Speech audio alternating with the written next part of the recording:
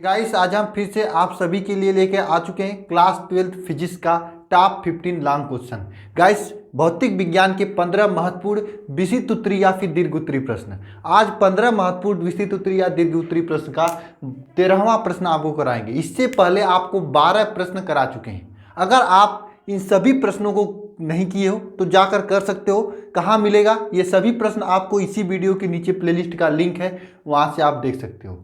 Guys मैं बता दूं, अगर आप इन सभी प्रश्नों को कर लेते हो तो आपका 70 में से कम 30 नंबर, अधिकतम 40 नंबर की तैयारी हो जाएगी। कैसे होगी गाइस? क्योंकि आपको मालूम है कि ये सभी क्वेश्चन विशिष्ट उत्तरीय टाइप के प्रश्न है। विशिष्ट उत्तरीय टाइप के प्रश्न आपको यह मालूम होगा, आपके पास ये एक्सपीरियंस होगा कि जो विशिष्ट उत्तरीय टाइप के प्रश्न होते हैं, यहाँ से ही ये सभी प्रश्न आपके अति लघु उत्तरीय, लघु उत्तरीय और बहुविकल्पी के रूप में बार बार पूछ लिए जाते हैं। तो अगर आप इन सभी प्रश्नों को तैयार कर लेते हो तो आपके साथ साथ में अति लघु उत्तरीय, बहुविकल्पी और लघु उत्तरीय प्रश्न भी तैयार हो जाएंगे। इसलिए इन्हीं सभी प्रश्नों को अच्छे से तैयार कर लीजिएगा। तो गाइस चलिए आज का यह लेक्चर शुरू करते हैं। शुरू करने से पहले गाइस, अभी तक आप लोग इस लेक्चर को लाइक नहीं किए हो तो लाइक कर दो। सभी लोग इस लेक्चर को लाइक करिए और पूरे कंसंट्रेशन के साथ इस पूरे लेक्चर को देखिए। 100% आपको यह प्रश्न तैयार हो जाएगा और याद रखने में आसानी भी होगी। और जो नए स्टूडेंट हैं ये सभी लोग चैनल को सब्सक्राइब कर लें। तो गाइस चलिए शुरू करते हैं।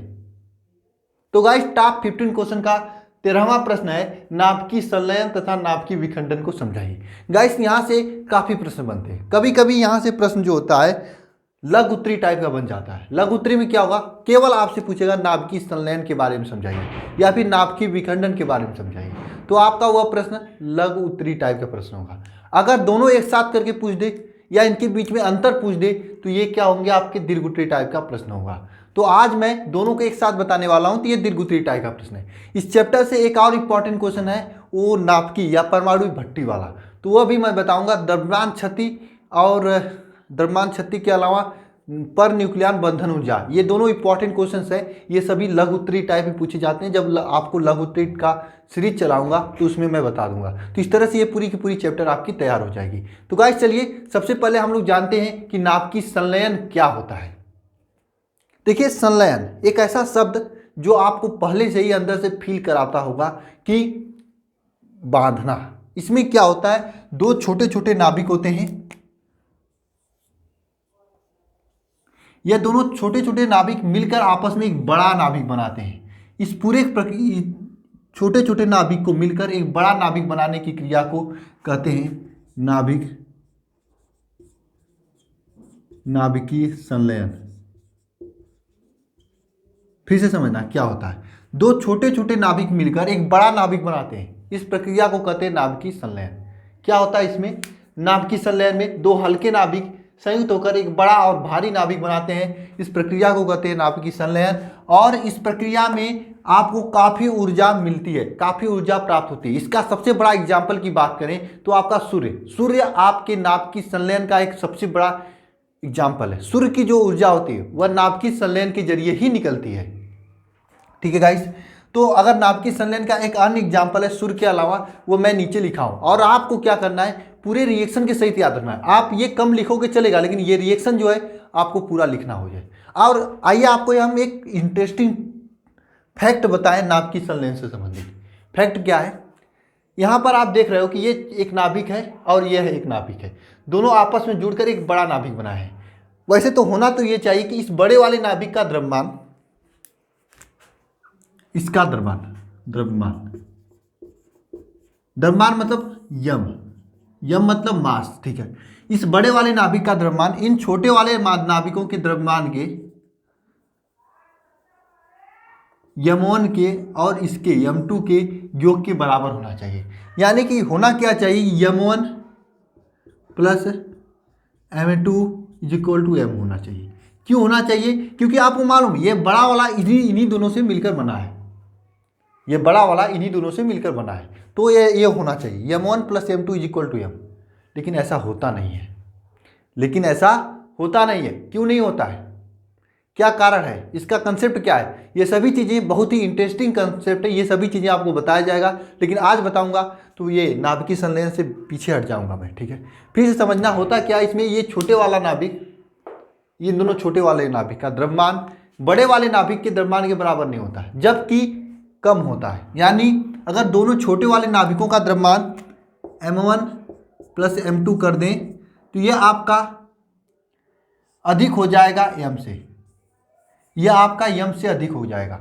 मतलब कि ये इन दोनों नाभिकों से जुड़कर एक बड़ा नाभिक बन रहा है, तो इसके बीच में कुछ द्रव्यमान का क्षय हो रहा है, कुछ द्रव्यमान कम हो रहा है। इसी को द्रव्यमान क्षति कहते हैं। क्या कहते हैं? द्रव्यमान क्षति।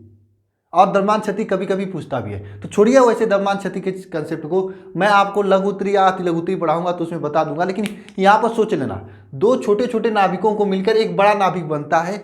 बनने के बावजूद भी इस बड़े वाले नाभिक का द्रव्यमान छोटे छोटे नाभिकों के द्रव्यमान के योग के बराबर नहीं होता है, कम होता है। कुछ द्रव्यमान छट जाता है, कम हो जाता है, कुछ क्षय हो जाता है। वह जो द्रव्यमान क्षय होता है उसी को कहते हैं द्रव्यमान क्षति। ठीक है।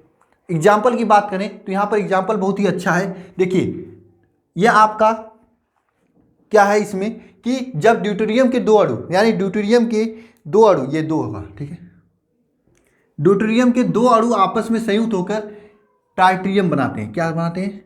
ट्राइटियम। ड्यूटेरियम के दो अणु आपस में संयुक्त होकर ट्राइटियम बनाते हैं, साथ में एक प्रोटोनियम और 4 MeV की ऊर्जा बाहर निकालते हैं। फिर यह ट्राइटिनियम क्या होता है? फिर ड्यूटेरियम के साथ संयुक्त होकर हीलियम बनाता है, हीलियम।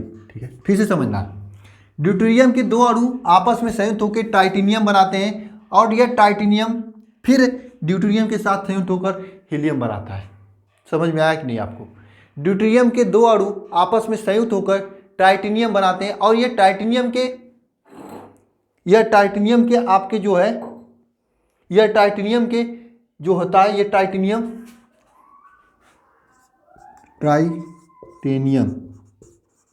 ठीक है, यह फिर ड्यूटेरियम से संयुक्त होकर हीलियम बनाता है। और इस दौरान पूरा कितना एनर्जी निकलता है? पहले दौरान में 4 MeV की एनर्जी निकलता है, दूसरे दौरान में 17.6 MeV की एनर्जी निकलता है। कुल मिला के बात करें तो 0.6 आपका इधर ही रहेगा, तो कुल मिलाकर 21.6 MeV का एनर्जी निकलता है। 21.6 MeV का पूरा मिला के 21.6 MeV का एनर्जी निकलता है। तो नाभिकीय संलयन के दौरान आपका एनर्जी निकलता है, कितना एनर्जी निकलता है? अगर ड्यूटेरियम से हीलियम बनता है तो 21.6 एनर्जी निकलता है। इसी प्रकार से आपके नाभिकीय संलयन का एक और एग्जाम्पल है सूर्य से प्रकाश। आप जानते हो सूर्य से प्रकाश कितना एनर्जी देता है? सोलर सेल वगैरह चलता है तो कितना ही बड़ी एनर्जी देता होगा। तो इस प्रकार से नाभिकीय संलयन होता है। इसमें क्या होता है? दो छोटे छोटे नाभिक आपस में जुड़कर एक बड़ा नाभिक बनाते हैं, लेकिन इस दौरान भी इन बड़े वाले नाभिक का द्रव्यमान इन छोटे छोटे नाभिकों के द्रव्यमान के योग के बराबर नहीं होता है, कुछ कम होता है। वही कम को द्रव्यमान क्षति कहते हैं। कंसेप्ट याद रखना, अगर द्रव्यमान क्षति के छोटी मोटी कहीं परिभाषा कोई रोड पे पूछ ले तो आप आसानी से बता लें। ठीक है, मैं उम्मीद करता हूँ आपको नाभिकीय संलयन का कंसेप्ट समझ में आया होगा। अब बात करते हैं नाभिकीय विखंडन। देखिए संलयन के उल्टा, जस्ट उल्टा विखंडन है। संलयन एक साइड है, विखंडन एक साइड है। संलयन एक साइड है, विखंडन एक साइड है। विखंडन का मतलब टूटना, संलयन का मतलब जुड़ना। फिर से समझना, विखंडन का मतलब टूटना, संलयन का मतलब जुड़ना। तो विखंडन में क्या होता है? कोई एक बड़ा नाभिक होता है, कोई एक बड़ा द्रव्यमान होता है, उसमें न्यूट्रॉन से बमबारी करते हैं, न्यूट्रॉन से हम उस पर फेंक कर मारते हैं, तो क्या होता है? वो बड़ा नाभिक टूट जाता है। देखिए कैसे होता है। और इसका एक बहुत बड़ा उपयोग है, मैं अभी बताऊंगा आपको, बहुत ही सुनकर आपको अच्छा लगेगा। देखिए एक बड़ा यह नाभिक है, इस नाभिक पर हम न्यूट्रॉन से बमबारी करेंगे N01 से। तो इस पर जब बमबारी करेंगे यह नाभिक आपके दो छोटे छोटे नाभिकों में टूट जाता है। इसी को कहते हैं क्या? नाभिकीय विखंडन। नाभिकीय विखंडन। ठीक है, क्या होता है? एक बड़ा नाभिक एक न्यूट्रॉन से इस बड़े नाभिक पर हम थ्रू करवाते हैं, बमबारी करवाते हैं, तो ये बड़ा वाला नाभिक दो छोटे छोटे नाभिकों में टूट जाता है। इसी प्रक्रिया को कहते हैं नाभिकीय विखंडन। क्या कहते हैं? नाभिकीय विखंडन। ठीक है, इसमें यहाँ पर डिफिनीशन लिखे हैं, जब भारी नाभिक पर तीव्रगामी न्यूट्रॉन संघट्ट करता है तो वह नाभिक छोटे छोटे दो या दो से अधिक छोटे नाभिक में टूट जाता है। इस घटना को कहते हैं नाभिकीय विखंडन। यहाँ पर मैं एक एग्जाम्पल लिया हूँ यूरेनियम को लेकर। आपको मैं बता दूं बहुत ही इंटरेस्टिंग फैक्ट, नाभिकीय विखंडन पर आधारित आपका परमाणु बम होता है। नाभिकीय विखंडन पर आधारित आपका परमाणु बम होता है। परमाणु बम जो होता है नाभिकीय विखंडन पर ही आधारित होता है। किस पे आधारित होता है? नाभिकीय विखंडन पर। ठीक है, देखना क्या होगा यहाँ पर, यह आपका बड़ा एक यूरेनियम है। इसी यूरेनियम पर यहाँ पर न्यूट्रॉन से बमबारी किया तो यूरेनियम जो है यह आपका यहाँ पर समझते हैं,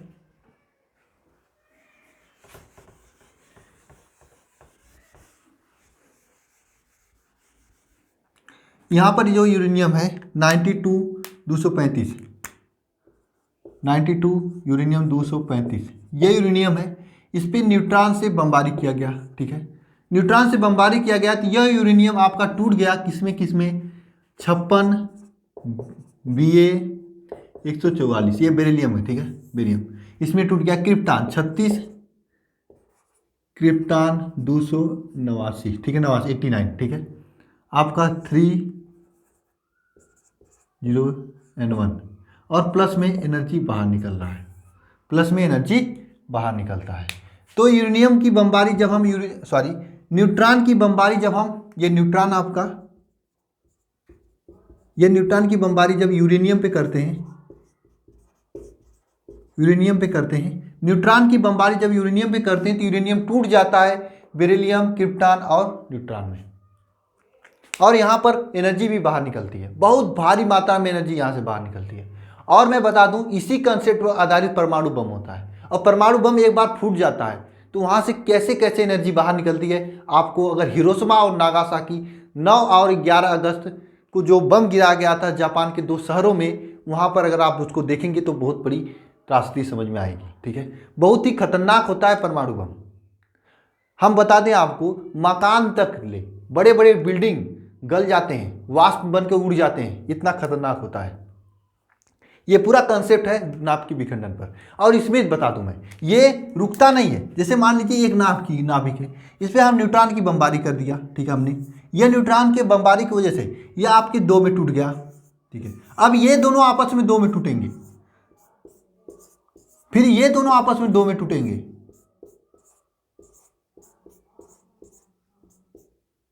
और फिर बाद में ये दोनों फिर आपस में टूटेंगे। इस तरह से एक चैन बन जाता है और तब तक चलता रहता है जब तक उसकी मात्रा होती है। इसको रोका नहीं जा सकता है। लेकिन कुछ एक कंसेप्ट होता है जैसे नाभिकीय रिएक्टर में हम इसी रिएक्शन का यूज करते हैं, लेकिन वहाँ पे कुछ मंदक वगैरह का यूज किया जाता है जो कि पूरी की पूरी रासायनिक अपक्रिया को रोक देता है। तो रोकते हैं तो ये जो एनर्जी इस दौरान निकलती है, इस एनर्जी का उपयोग हम कहीं बिजली बनाने में, कहीं कुछ बनाने में कर लेते हैं, मतलब सही तरीके से यूज करते हैं। लेकिन अगर नहीं रोकते तो वह बराबर चलने लगती और बिजली, क्या पता चला वहाँ पे पावर हाउस पे लगातार बिजली देने लगा और फिर आपके बराबर 24 घंटा बिजली रहेगी, लेकिन कभी नहीं रुकेगी। अब मान लीजिए आपको दिन हुआ कि आप फ्रिज बंद करना हुआ, सब लोग अपना लाइट वाइट बंद कर दिए, इधर आपकी एनर्जी अधिक हो गया, पूरा आग लग गया। ऐसी घटना हो जाती है अगर रोकने की सिस्टम नहीं होती है। इसलिए इसका सही उपयोग करने के लिए कुछ मंदक का उपयोग किया जाता है, कुछ आपका इस तरह से होता है जिससे हम लोग इसे रोक सकते हैं। तो इसका अगर रोक लें तो इसका बहुत ही अच्छा उपयोग है, नहीं रोक सके तो इसका अच्छा उपयोग नहीं है। ठीक है, तो ये होती है पूरी कंसेप्ट नाभिकीय विखंडन की। मैं उम्मीद करता हूँ नाभिकीय संलयन और नाभिकीय विखंडन दोनों चीज़ें आपको समझ में आई होगी। और मैं बताऊँ बहुत ही इंटरेस्टिंग ये चैप्टर है, और मैं आपको ये चैप्टर पढ़ाऊँगा। कब पढ़ाऊँगा? एग्जाम देने के बाद। बहुत ही इंटरेस्टिंग ये चैप्टर, आप पढ़ोगे तो बहुत ही मज़ा आएगा आपको। ठीक है, ये चैप्टर हुआ। इसके बाद जो आपका पीएन जंक्शन डायोड वाला चैप्टर, ये सभी चैप्टर बहुत ही अच्छे चैप्टर्स हैं, बहुत ही मज़े आते हैं इसमें पढ़ने में। ठीक है, तो गाइस ये सभी चीज़ें आप ध्यानपूर्वक पढ़ना, इंपॉर्टेंट क्वेश्चन है, लिख लेना। और एक क्वेश्चन इसमें और रह जाता है आपका नाभिकीय रिएक्टर वाला, तो उसको भी हम देखेंगे, जल्दी उसको कंप्लीट कराएंगे। ओके, तो आज के इस लेक्चर में बस इतना ही। मिलते हैं नेक्स्ट लेक्चर में। वीडियो देखने के लिए आप सभी को धन्यवाद।